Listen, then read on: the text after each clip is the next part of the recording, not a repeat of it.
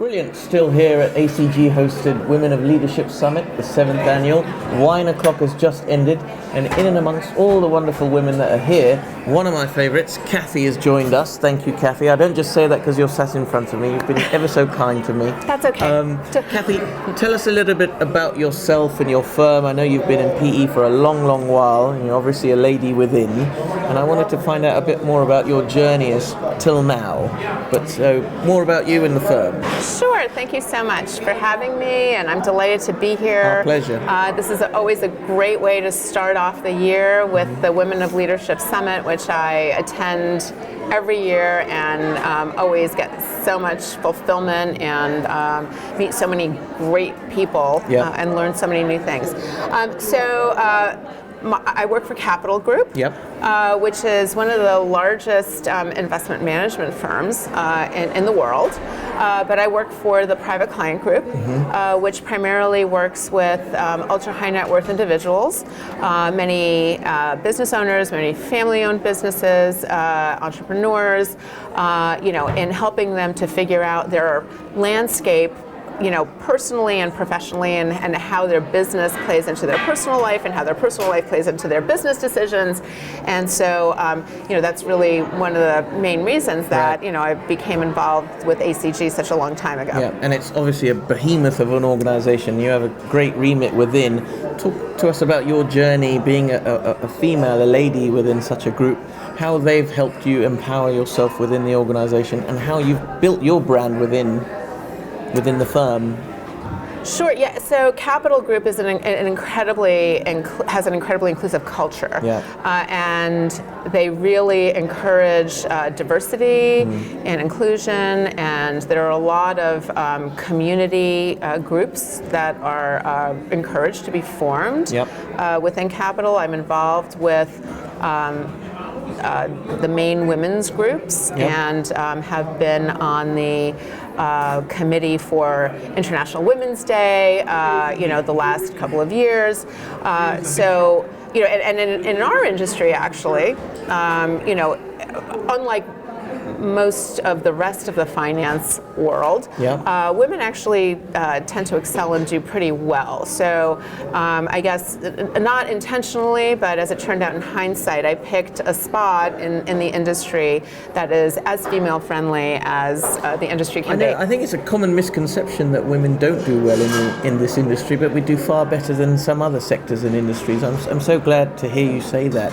Obviously, this event, the commentary that you mentioned, is very much prefaced at this event. How have you found the event? What have been your key takeaways thus far? What will make it a successful event for you when you go back home? It has been an amazing event. The panels have been, just spectacular.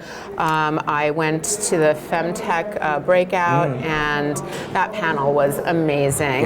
They really talked about, just how to help empower women from every perspective as a woman business owner, an entrepreneur, as a consumer of the products of those companies, as an investor into those companies, what to look for, how you can contribute, whether you have a lot of time or not, if you have a lot of money or not. So it really covered the spectrum in terms of, if this is something that's important to you, that, there are a lot of different ways to help to empower women. I think that, the overriding theme that I'm hearing, at least at this year's conference, is everybody is talking about the next generation. Everybody's talking about their daughters and their sons and the world. I think that there's a heightened sensitivity around what will our world that's moving at lightning pace look like in the future, and what will that mean not just for women but for men, for our society, for our communities, for how business functions. So I think it's a very forward-looking orientation this year, and I feel that a lot more than I have at any previous conference. Well, that's fantastic to hear. Obviously, ACG in trying to do its little bit for women within, or advocating women within private finance is a great thing. So we're into a new year, new decade. More of the same for Kathy at the Capital Group. What's coming up for you personally? So, I don't want to kind of, sound trite, Yep. but there is something to be said for all of the focus around, 2020 vision, sort of like really sharpening the lens, Yep. and, having that very clear focus.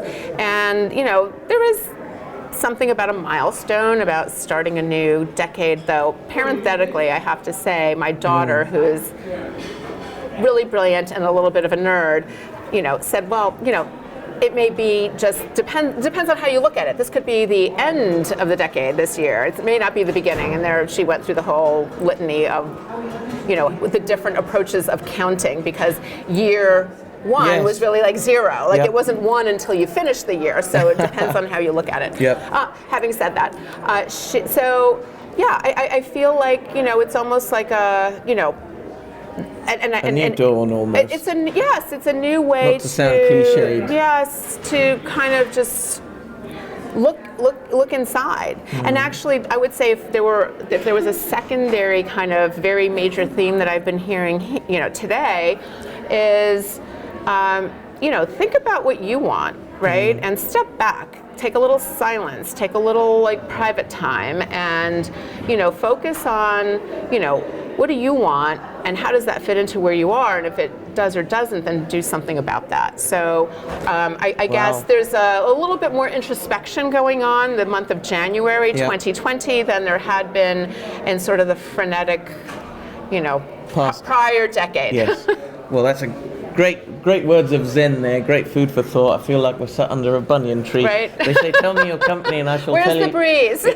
Yeah, they say, tell me your company and I shall tell you your character. We've been in wonderful company today. All the better for you being here. Thank you so much. Thank you for having me, and of course, always the best to ACG and the Women of Leadership who rock and rock and rock, and it just gets better and better every year. Brilliant. Thank you.